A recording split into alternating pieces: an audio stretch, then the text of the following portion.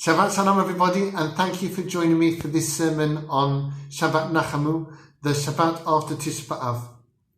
There were shockwaves across social media and the Jewish world this week after the comments by the grime artist Wiley accusing Jews of exploitation, occupation, cowardice, manipulating law and government, and general skullduggery. It is a crushing disappointment that this creative artist, who has worked alongside Jews, should yield to the luxury of victimhood and the lure of xenophobia in posting these misguided comments. We've heard it all before. We are so up to date with the vituperations of our enemies that we can probably reel them off verbatim. But what are we to do about them? To understand this anti-Semitism problem and how to deal with it, we need to go back in time.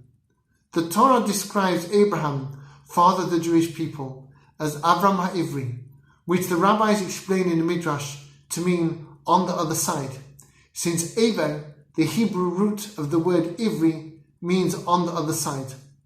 Thus they say that Avram was called Avram HaIvri because the whole world was on one side and he was on the other. Abraham was intrinsically different. In a world of savage polytheism, he was a monotheist and humanitarian.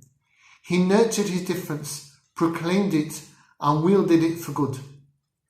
Difference was a necessary quality for the father of the Jewish people, the nation described by God before the giving of the Ten Commandments in Shemot, Exodus chapter 19, as a kingdom of priests and a holy nation. Since we were charged with ministering to the spirituality of the entire world, and setting a personal example of purity and goodness. If we are to stand up for such exalted divine values, even at a time or in a place where these values are not to people's liking, we need the courage and the resilience that go with being different, and we inherit these from Abraham our father. We make no apology for our difference. We assert our right to be different, and we do not whitewash anti-Semites by blaming ourselves for our differences or for their hatred. We do not seek to conceal our difference. We assert and celebrate our Jewishness and our Judaism. If anyone wants Jews to stop being Jewish in the cause of world peace, they will be waiting for a long time. We will never ever give up on our heritage.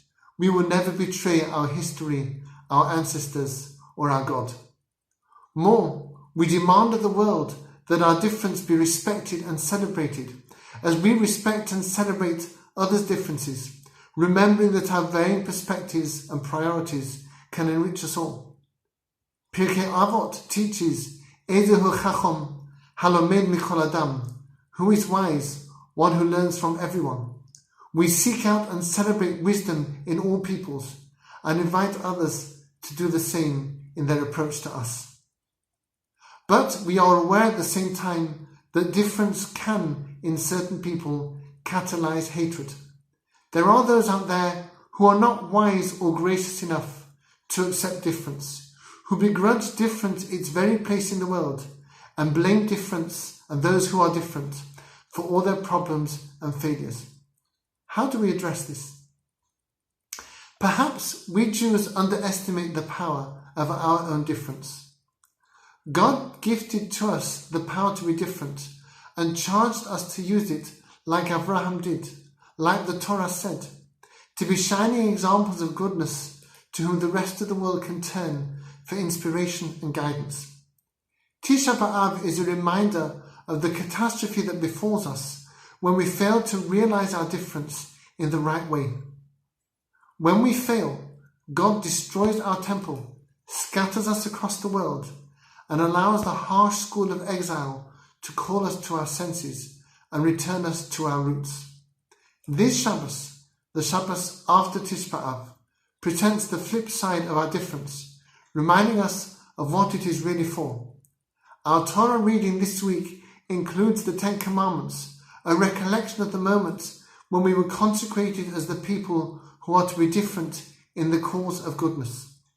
Let me show you how the Ten Commandments can serve as a blueprint for a new world.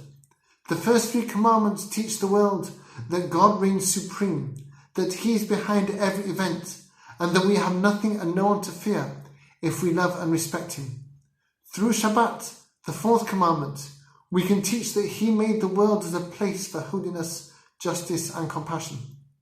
Through honouring our parents, the fifth commandment, we can teach that we owe our elders a debt of gratitude, if only for the life that they gave us, and hopefully also for the wisdom and the values they have handed to us by personal example and by instruction.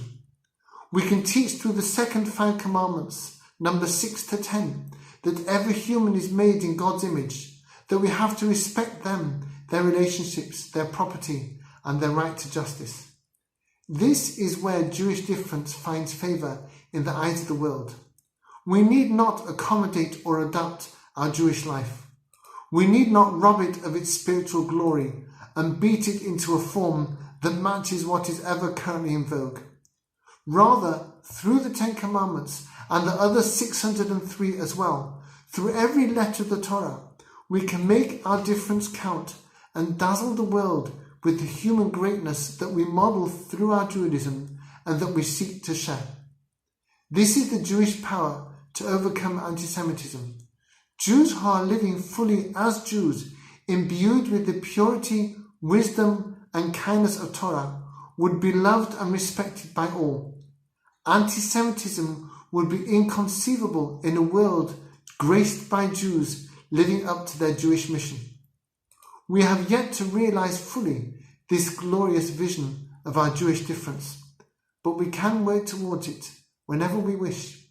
And one day, when we take pride not in our suffering, but in our Torah mission, when we identify as Jews not because of those who hate us, but because of God who loves us, when we stop learning every detail about the attacks on us and learn instead about the spiritual greatness open to us and to our sisters and brothers in every nation, then we will shine across the world.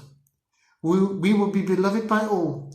We will join with everyone in serving God, and anti-Semitism will be consigned to the dustbin of history. And as the prophet Habakkuk prophesied, at that blessed time, the world will be as full of the knowledge of God as the waters cover the sea. May that time come soon. May we all join hands and make it happen that bit sooner. Shabbat Shalom, and thank you for listening.